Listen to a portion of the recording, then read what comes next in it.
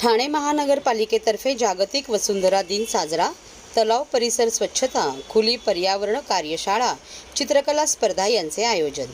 रायलादेवी तलाव परिसर स्वच्छता, खुली पर्यावरण कार्यशाळा, चित्रकला स्पर्धा आणि प्लास्टिक कचऱ्याचे संकलन अशा विविध उपक्रमाच्या माध्यमातून ठाणे महापालिकेतर्फे सोमवार 22 एप्रिल रोजी जागतिक वसुंधरा दिन साजरा करण्यात आला।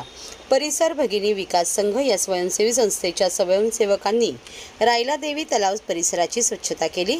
या मोहिमेत भीमनगर येथील अभ्यास वर्गातील विद्यार्थी, कचरा वेचक महिला, महापालिका कर्मचारी यांनी सहभाग घेतला। त्यांनी या अभियानात परिसरातून 25 किलो प्लास्टिक कचरा संकलित केला। या प्रसंगी विद्यार्थ्यांना वसुंधरा दिनाविषयी माहिती देण्यात आली। त्यानंतर या विद्यार्थ्यांसाठी चित्रकला स्पर्धेचे आयोजन करण्यात आले होते। ठाणे महानगरपालिका आणि पर्यावरण दक्षता मंडळ यांनी नागरिकांना पर्यावरण संवर्धनाचे महत्त्व पटवून देण्यासाठी ऑनलाईन खुल्या पर्यावरण शाळेचा उपक्रम सुरू केला आहे। या उपक्रमात 22 एप्रिल रोजी डॉक्टर संजय जोशी यांचे व्याख्यान झाले। त्यांनी पर्यावरण चळवळ यांची सुरुवात, वसुंधरा दिनाचा इतिहास याची माहिती दिली। यंदाच्या वसुंधरा दिनाची संकल्पना ग्रह-वी प्लास्टिक अशी आहे। त्या अनुषंगाने डॉक्टर जोशी यांनी प्लास्टिकचा वाढता वापर, त्याचा विविध प्रकारांमुळे होणारे प्रदूषण आणि त्याचा पर्यावरणावर होत असलेला परिणाम याची माहिती उदाहरणांसह दिली। तसेच दैनंदिन जीवनशैलीमध्ये प्लास्टिक वापरामुळे होणारा कचरा कमी करण्यासाठी सोप्या उपायांचा अवलंब करण्याची आवश्यकता त्यांनी सांगितली। आतापर्यंत या कार्यशाळेची 10 सत्रे झाली आहेत। ती आपले पर्यावरण या यूट्यूब वाहिनीवर उपलब्ध आहेत। ही सत्रे दर शुक्रवारी दुपारी 4 ते सायंकाळी 6 या वेळात ऑनलाईन होतात। त्यात नागरिकांनी मोठ्या प्रमाणावर सहभागी व्हावे असे आवाहन महापालिकेच्या प्रमुख पर्यावरण अधिकारी मनीषा प्रधान यांनी केले आहे।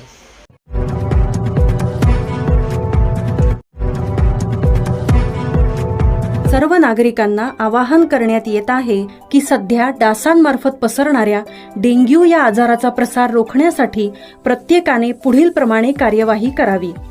डेंग्यू आजार एडिस इजिप्टी हा डास चावल्याने होतो। या डासांची पैदास साचलेल्या किंवा साचवलेल्या स्वच्छ पाण्यामध्ये होते। 8 दिवसांपेक्षा जास्त दिवस पाणी उघडे व साचून राहिल्यास त्यात डास अंडी घालतात। अंड्यांच्या अळ्या तयार होऊन पुढे डास तयार होतात। यासाठी आपल्या घरातील पाणी साठे, उदाहरणार्थ बॅरल्स, पिंपे, टाक्या, हौद, रांजणे इत्यादी दर आठवड्याला रिकामे करून घासून पुसून कोरडे करून पुन्हा भरावे। 1 दिवस कोरडा दिवस म्हणून पाळावा।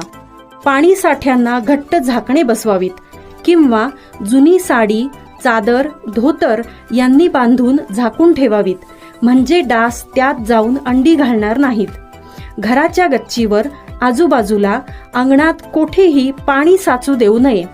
भंगार सामान उघड्यावर टाकू नये, उदाहरणार्थ टायर्स, प्लास्टिक सामान, कुंड्या, टाकाऊ वस्तू इत्यादी। अशा सामानात पावसाचे पाणी साठून त्यात डेंग्यूच्या डासांची पैदास होते। घरातील कूलर्स, फ्रीजच्या पाठीमागील ट्रे हे देखील वेळोवेळी कोरडे करावेत। लक्षात ठेवा, नुसत्या फवारणीने डास घनता कमी होत नाही, तर त्यासाठी डास पैदास ठिकाणे नष्ट करणे ही आपल्या सर्वांची जबाबदारी आहे। कोणताही ताप अंगावर न काढता जवळच्या शासकीय रुग्णालयात मोफत औषधोपचार घ्या। अशा प्रकारे नागरिकांनी सहकार्य केल्यास डेंग्यूचा प्रसार रोखणे सहज शक्य आहे।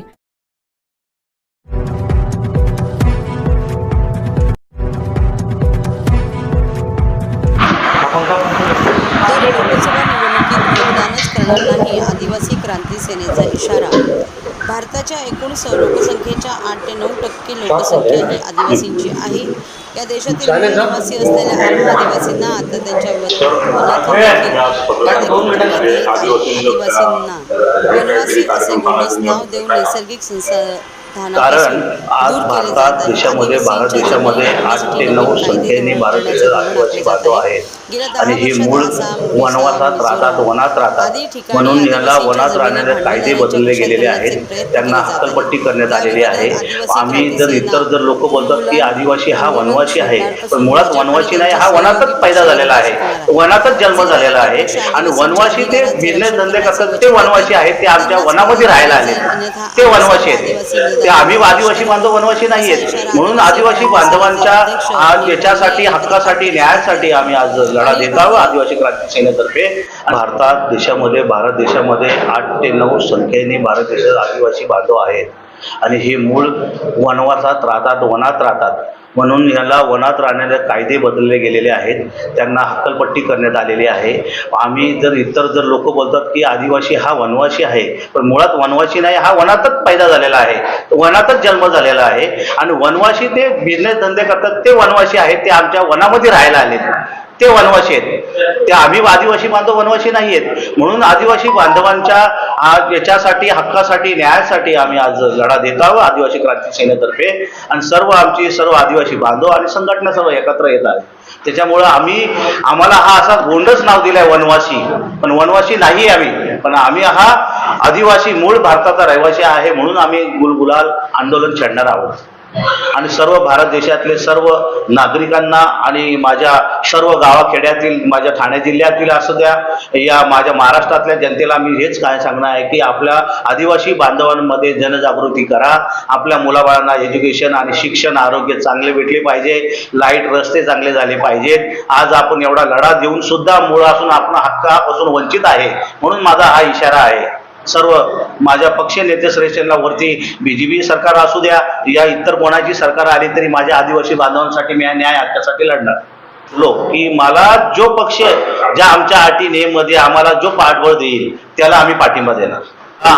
आम्ही आंदोलन म्हणजे आम्ही गावाखेड्यात जाऊन आम्ही जनजागृती आणि लोकांमध्ये भावना आपलं आरक्षण काय आहे, आपण काय करतो, आदिवासी बांधवांना काय हक्क आहे, काय नियम आहे, काय आपल्याला काय भेटलं नाही याच्या जागृत करून शिक्षण कसं केलं जाईल, एज्युकेशन नाही आहे, एज्युकेशनला काय तुम्हाला हक्कासाठी कोणी दिले आजपर्यंत, या सगळ्या गोष्टी आहेत. भरपूर विषय प्रलंबित आहेत. अत्याचार कसे झालेले आहेत, आपल्या गुन्हे कसे दाखल आहेत, काय आदिवासी बांधवांना कोणी विचारतच नाही. आजही एवढ्या संघटना सगळं पुढे आलेल्या आहेत, पण आदिवासी एकच अशी संघटना आहे की त्यांना आज परत कोणी नेते भेटायला आले नाही किंवा ज्येष्ठ क्षेत्रे आले नाही आज भेटायला आज परत.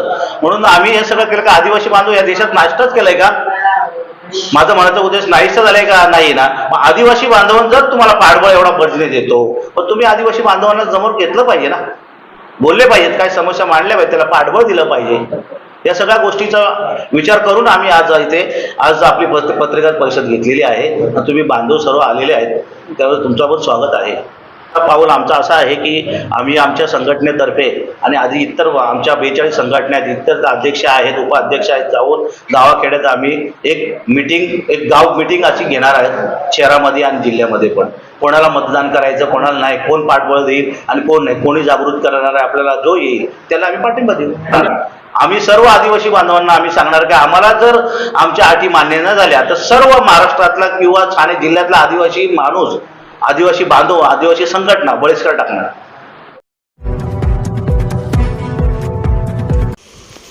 नाला आहे का रस्ता ओळखास, आमदार संजय केळकर यांचा सवाल. कोळशेत येथील लोढा स्टर्लिंग अमरासमोर जो नाला आहे त्याची साफसफाई अजून झाली नाही, याबाबत येथील नागरिकांनी आमदार संजय केळकर यांच्याकडे तक्रार केली असता आमदार केळकर यांनी तातडीने या नाल्याची पाहणी केली. यावेळी नाला बघितल्यावर आमदार केळकर यांनी हा नाला आहे की रस्ता ओळखा असा प्रश्न प्रशासनाला केला आहे. शिवाय येथील STP प्लांट बिघडलेला आहे. याबाबत आमदार केळकर यांनी संताप व्यक्त केला असून या नाल्याच्या दुर्गंधीचा त्रास येथील गृहसंकुलातील लोकांना होत असून आजार पसरले आहेत. या नाल्यात अनेक प्रकारचे प्लास्टिक असून लवकरात लवकर महापालिकेने हा नाला साफ करावा अशा सूचना आमदार केळकर यांनी अधिकाऱ्यांना केल्या. यावेळी आमदार केळकर यांच्यासह परिवहन सदस्य विकास पाटील, ठाणे जिल्हा हाऊसिंग फेडरेशनचे अध्यक्ष सीताराम राणे व स्थानिक गृहसंकुलातील रहिवासी उपस्थित होते. आज या ठिकाणी कोळशेत रोडला लोढा स्टर्लिंग म्हणून इमारत आहे, अनेक इमारती आहेत. त्याच्या शेजारी जो नाला आहे तो प्रश्न असा पडला आहे की हा नाला आहे की रस्ता आहे. कारण की एवढं त्या नाल्यामध्ये सगळं साचलेलं आहे, प्लास्टिकपासून सर्व आहे. आणि आजही नालेसफाई झालेली नाही, कुठल्याही प्रकारचं काही झालेलं नाही. STP प्लॅन देखील बिघडलेला असल्यामुळे सर्व आजूबाजूला राहणाऱ्या रहिवाशांच्या इतका प्रचंड त्रास होतो आहे, आरोग्याला त्यांचा धोका निर्माण झालेला आहे. आणि त्याच्यामुळे हे तातडीने महापालिकेने काम करायला पाहिजे. आणि त्या दृष्टीने अशा पद्धतीने नालेसफाई जर सुरूच झाली नसेल तर हा फार मोठा चिंतेचा विषय जो आहे तो आमच्या दृष्टीने आहे. आणि त्यामुळे महापालिकेने ताबडतोब युद्ध पातळीवर हे काम जे आहे ते सुरू करायला पाहिजे.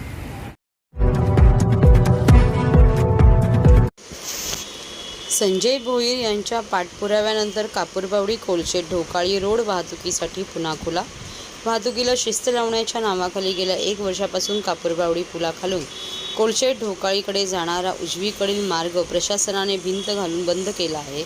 स्थानिक नागरिकांच्या तक्रारीची दखल घेऊन माजी स्थायी समिती सभापती संजय भोईर यांनी मुख्यमंत्री एकनाथ शिंदे, पालिका आयुक्त आणि वाहतूक विभागाच्या उपयुक्तांकडे पाठपुरावा केल्यानंतर आज अखेर ही भिंत JCBच्या सहाय्याने हटवून हा मार्ग वाहतुकीसाठी खुला केला आहे.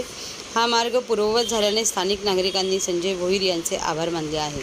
ठाणे शहरातील वाहतूक कोंडी सोडवण्यासाठी तसेच वाहतुकीला शिस्त लागण्यासाठी मागील वर्षी ठाणे शहरातील अनेक रस्त्यांवर बदल केले. कापूरबावडी पुलाखालून कोलशेत ढोकाळीकडे जाणारा उजवीकडील मार्गही वाहतूक विभाग आणि ठाणे मनपा प्रशासनाने बंद केला होता. हा मार्ग बंद झाल्याने कोलशेत ढोकाळी, मनोरमा नगर, मानपाडा, आझाद नगर, ब्रह्मांड, लोढा, अमारा येथील सुमारे 2.25 लाख रहिवाशांची यामुळे फरफट होत होती.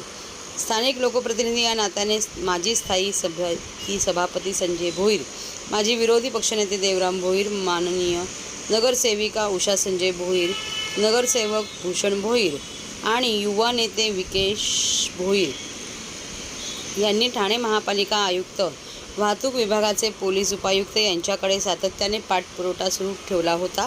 मुख्यमंत्री एकनाथ शिंदे यांच्याकडेही याबाबत चर्चा करण्यात आली होती.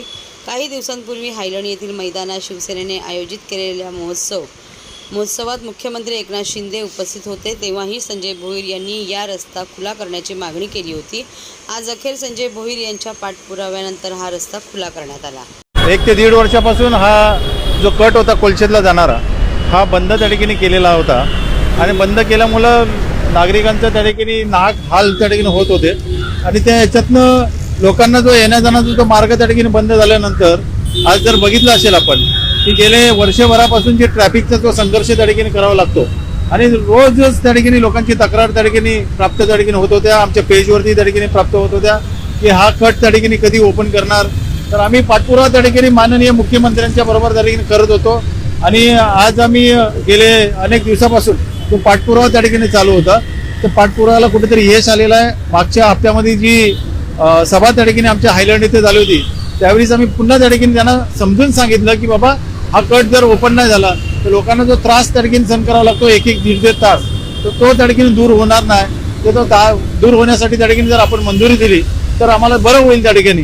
तर त्यांनी ताबडतोब DCB ट्रॅफिक राठोड साहेबांना त्या ठिकाणी सांगितलं की हा कट त्या ठिकाणी ओपन करून टाका. माननीय महापालिकेचे आयुक्त त्यांच्याशी त्या ठिकाणी चर्चा केली. त्याच्यानंतर ट्रॅफिक PI त्या ठिकाणी असतील, कापरोडी पोलीस स्टेशनचे PI त्या ठिकाणी असतील, त्यांच्याबरोबर सर्वांच्या बरोबर चर्चा त्या ठिकाणी करून हा मार्ग आज आम्हाला जी मंजुरी त्या ठिकाणी मिळालेला आहे की यापासून त्या ठिकाणी आम्हाला यश त्या ठिकाणी प्राप्त झाला की लोकांना जो त्रास होत होता, जर आपण बघितलं की ढोकाळीपासून कोलशेतपर्यंत जे मोठे त्या ठिकाणी संकुलन त्या ठिकाणी तयार झालेले आहेत, लोक राहण्यासाठी आलेले आहेत, त्यांना जो ट्रॅफिकचा संघर्ष त्या ठिकाणी करावा लागत होता तो संघर्ष कुठेतरी आज संपलेला आहे. आणि या कट जो ओपन त्या ठिकाणी झालेला आहे त्यामुळं त्या ठिकाणी हायलँडची ट्रॅफिक त्या ठिकाणी कमी होईल, राममूर्ती नगरची त्या ठिकाणी ट्रॅफिक कमी होईल आणि हा मार्ग त्या ठिकाणी मोकळा त्या ठिकाणी झालेला आहे. अतिशय चांगल्या पद्धतीने लोक त्या ठिकाणी उत्स्फूर्त त्यांनी लोक आज कट ओपन करण्यासाठी लोक आली होती आणि त्यांनी जर आपण बघितलं असेल की हा कट ओपन केल्यानंतर लोकांना जो त्रास होणार आहे किंवा त्या त्रासापासून त्या ठिकाणी मुक्तता त्या ठिकाणी मिळेल अशा माध्यमातून आज आम्हाला चांगला फायदा त्या ठिकाणी झालेला आहे लोकांना की हा कट ओपन त्या ठिकाणी करून दिलेला आहे. माननीय मुख्यमंत्र्यांचं मनापासून धन्यवाद मानेल की त्यांनी आमच्या शब्दाला मान त्या ठिकाणी ठेवलेला आहे. भोईर कुटुंबाचं मान त्या ठिकाणी त्यांनी आम्ही जो विनंती केली होती ती विनंती मान्य केलेली आहे आणि या सर्वातनं त्या ठिकाणी चांगलं काम त्या ठिकाणी होतंय. काही लोक त्या ठिकाणी श्रेय घेण्यासाठी येतात, ती श्रेय त्या ठिकाणी म्हणजे आमदारांनी प्रयत्न केलं किंवा राजन विचारांनी त्या ठिकाणी प्रयत्न केलं, अशा कॉमेंट्स त्या ठिकाणी सुरू केल्या होत्या. पण मी एकच सांगेन की आम्ही गेल्या 1.5 वर्षापासून त्या ठिकाणी पाठपुरावा करत होतो. ज्या दिवसापासून हा कट बंद केला त्या दिवसापासून त्या ठिकाणी आम्ही हा पाठपुरावा त्या ठिकाणी करत होतो. पण आज त्या ठिकाणी कोणी श्रेय घेण्याचा प्रयत्न करू नये. याच्यातनं जर महाराष्ट्रामध्ये त्या ठिकाणी सत्ता त्या ठिकाणी असताना मग आपण जर रस्ता रुंदीकरण, कोलशेत रस्ता रुंदीकरण त्या ठिकाणी बघितला तर त्या रस्ता रुंदीकरणाला 1 रुपया त्या ठिकाणी आमदारांनी त्या ठिकाणी लावलेला नाही किंवा मेहनत त्या ठिकाणी केलेली नाही, पण श्रेय घेण्यासाठी ताबडतोब त्या ठिकाणी आले, त्यांचे कार्यकर्ते त्या ठिकाणी आले. पण मी एवढंच सांगेन की राजकारण लोकांच्या हिताचं काम असेल तिथं राजकारण करू नये असं माझं तरी म्हणणं त्या ठिकाणी आहे. आणि मी मनापासून त्या ठिकाणी मुख्यमंत्र्यांचं धन्यवाद मानतो की आपण हा कट त्या ठिकाणी